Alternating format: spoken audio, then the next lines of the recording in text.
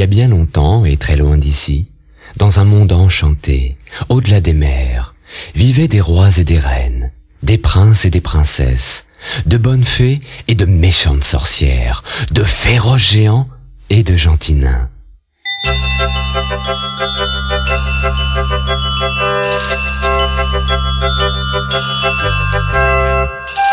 Ouvre ton album, écoute bien et rejoins toi aussi le monde magique d'Il était une fois.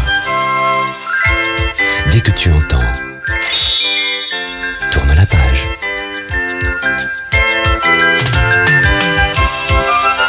Hans le Balourd.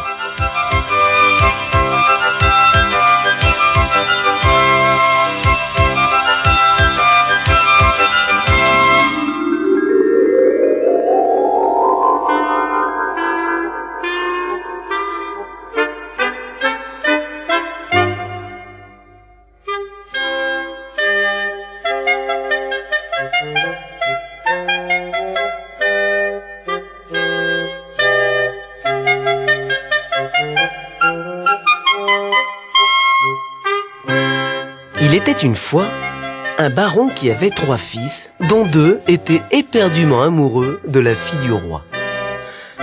Il ne lui avait pourtant jamais parlé et ne l'avait aperçue qu'une seule fois, le jour où elle avait fait réunir tous les sujets du royaume et avait annoncé du haut de sa tour « J'épouserai l'homme qui saura me captiver par son discours ».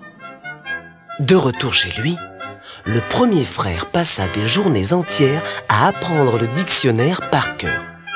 Une semaine plus tard, il le connaissait sur le bout des doigts et savait réciter toutes les pages de haut en bas et de bas en haut.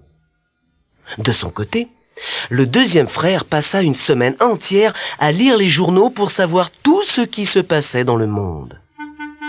Les 2 frères se croyaient bien plus intelligents qu'ils ne l'étaient réellement. Ils s'en allèrent trouver leur père et lui confièrent leur projet. Chacun était sûr de conquérir le cœur de la princesse. Le père, soucieux d'aider ses 2 fils, leur offrit 2 magnifiques chevaux pour aller au palais.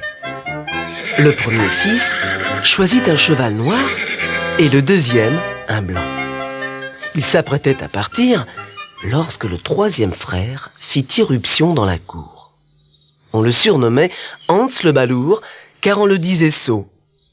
Personne n'avait songé à lui demander s'il voulait essayer de conquérir le cœur de la princesse, car de toute évidence, il n'avait aucune chance. « Ah, que vous êtes élégant! Et quels beaux chevaux! Où allez-vous donc ?» demanda Hans à ses 2 frères. « Nous nous rendons de ce pas au palais pour captiver la princesse par l'intelligence de notre discours, » répondit le premier frère. « Tu n'as donc pas entendu sa déclaration voici quelques semaines? Elle a annoncé que le plus intelligent d'entre nous deviendrait maître du royaume, » ajouta le second. « Hé, attendez-moi, je viens avec vous !» s'écria Hans le Balourd. « Père, où est mon cheval? À l'écurie? Je fonce le chercher et je pars avec mes frères, je veux épouser la princesse. » À ces mots, les 2 frères éclatèrent de rire.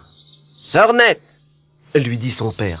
« Tu ne crois pas que je vais gaspiller mon argent pour t'offrir un cheval? Regarde-toi donc, tu parles mal et tu sais à peine lire.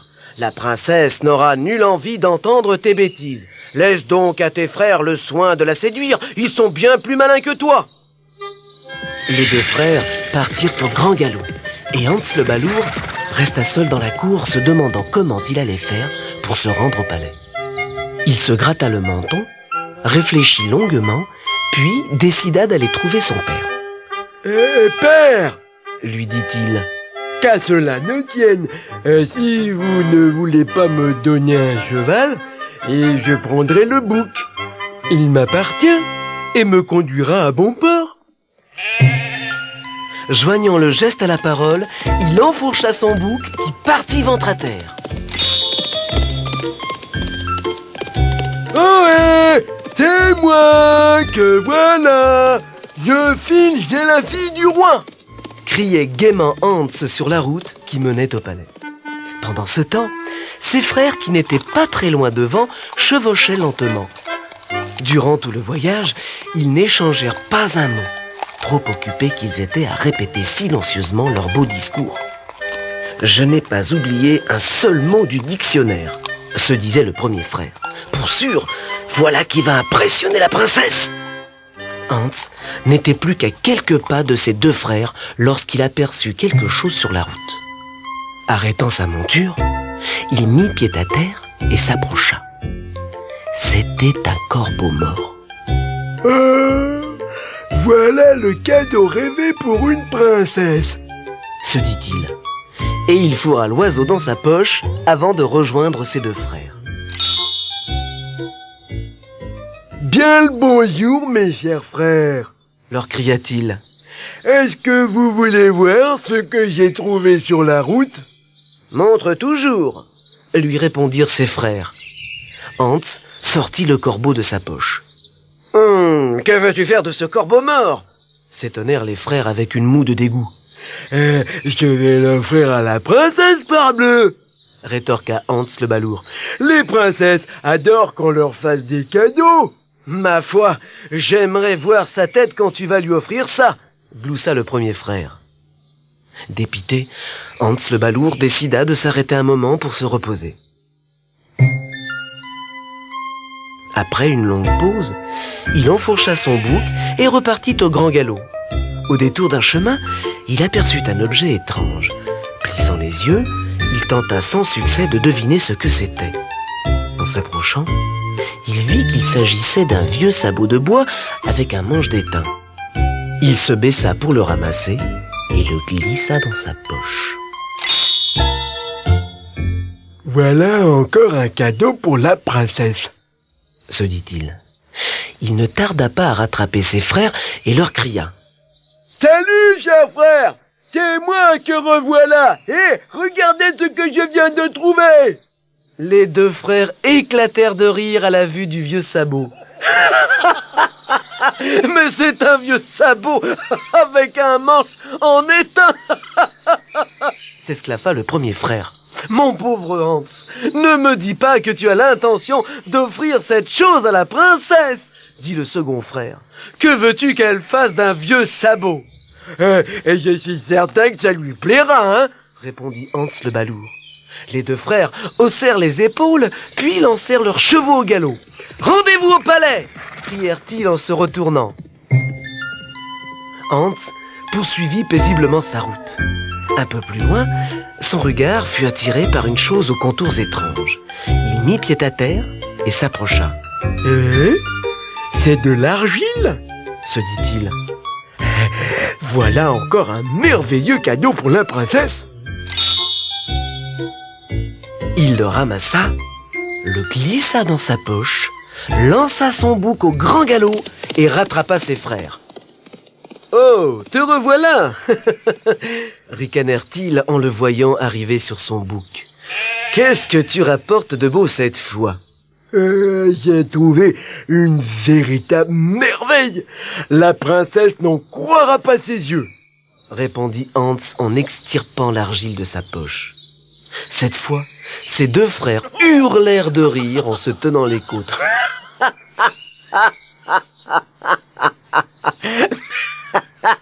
Mais c'est de l'argile que tu as ramassée dans un fossé, fit remarquer le premier. Tu ne vas quand même pas offrir ça à la princesse. Oh non, elle ne voudra jamais d'une chose pareille, fit le second. C'est la meilleure argile que vous avez jamais vue.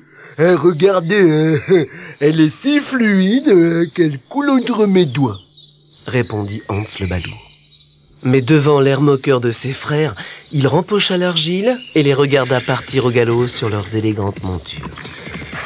Il faut être un véritable nigaud pour oser offrir de l'argile à une princesse, s'esclaffa le premier frère. Il faut vraiment être sot pour croire qu'une princesse acceptera un corbeau mort et un vieux sabot de bois, ajouta le second. Maintenant, retourne la cassette.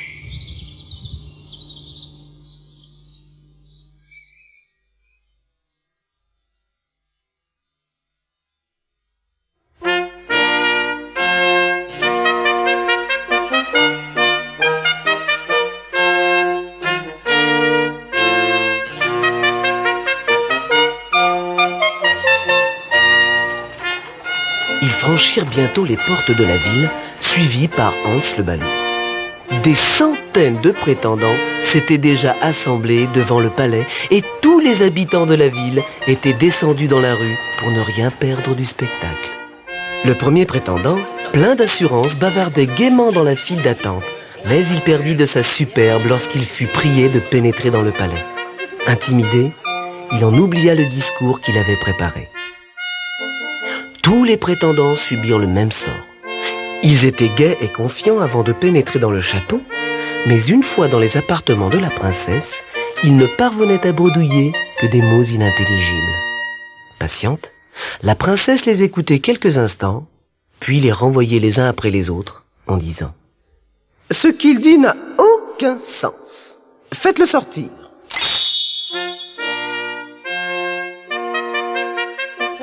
Lorsque le tour du premier frère arriva, il s'avança dans le palais plein d'assurance car il connaissait le dictionnaire sur le bout des doigts. Mais dès qu'il aperçut la fille du roi, il fut très intimidé. Les mots semblaient se mélanger dans sa tête. Il ouvrit la bouche, mais aucun son ne sortit. Chaque pas qu'il faisait sur le parquet lui semblait terriblement lourd, et les quelques malheureuses paroles qu'il parvint à articuler résonnèrent bizarrement dans la pièce. La chaleur du poêle était si vive qu'il sentit le feu lui monter aux joues. « Il fait vraiment très chaud ici », parvint-il à articuler. « C'est parce qu'aujourd'hui nous faisons rôtir des poulets », répondit la princesse. « Ben » s'entendit répondre le premier frère, bêlant comme un agneau. Dire que la princesse venait de lui adresser la parole, et tout ce qu'il avait trouvé à lui répondre, c'était « Ben ». La princesse se dit qu'elle en avait assez entendu, et se tournant vers ses gardes, leur cria « Faites-le sortir! Je ne comprends pas un traître mot de ce qu'il raconte. Ciel, quel nigaud !» Les gardes l'entraînèrent hors de la pièce. Princesse, donnez-moi une deuxième chance. Je vais vous réciter tout le dictionnaire par cœur. Je connais toutes les pages, de haut en bas et de bas en haut. » Mais il était trop tard. Et ce fut le tour du deuxième frère. « Qu'il fait chaud ici !» s'écria-t-il en entrant. « C'est parce qu'aujourd'hui nous faisons rôtir des poulets !» répondit la princesse. « Du poulet ?» bégaya-t-il sans parvenir à articuler un mot de plus. La princesse en avait assez entendu. « Sortez d'ici !» lança-t-elle en faisant signe aux gardes. Ce fut alors le tour de Hans le Balou. Plein d'assurance, il s'avança, suivi de son bouc. Qu'il fait chaud ici !» dit-il en entrant. « C'est parce qu'aujourd'hui nous faisons rôtir des poulets !» répondit la princesse. « Oh, quelle peine !» s'écria Hans.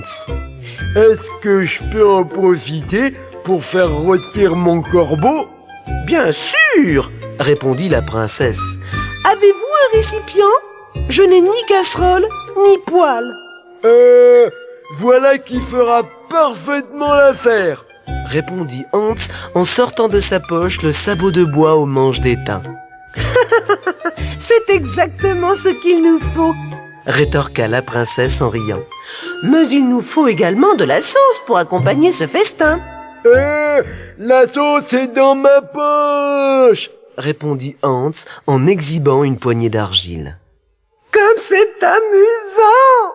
s'écria la princesse en battant des mains. « Vous avez su donner une réponse divertissante à chaque question. J'ai vu des centaines de prétendants aujourd'hui, mais vous êtes le seul qui ait des choses intéressantes à dire. Oh, c'est à vous que j'offre ma main. » Le mariage de Hans le Balourd et de la princesse fut célébré quelques jours plus tard.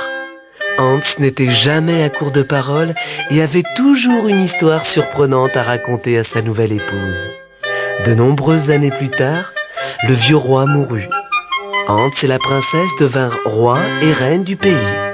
Le roi Hans fut juste, généreux et bon avec son peuple.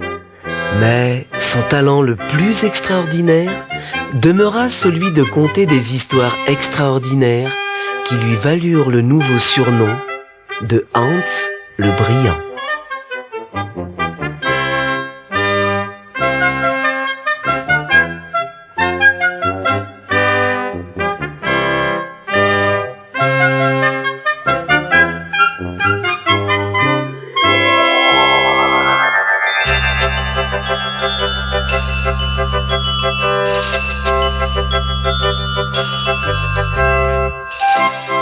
N'oublie pas ton prochain rendez-vous avec Il était une fois. Tu découvriras l'histoire extraordinaire de Heidi.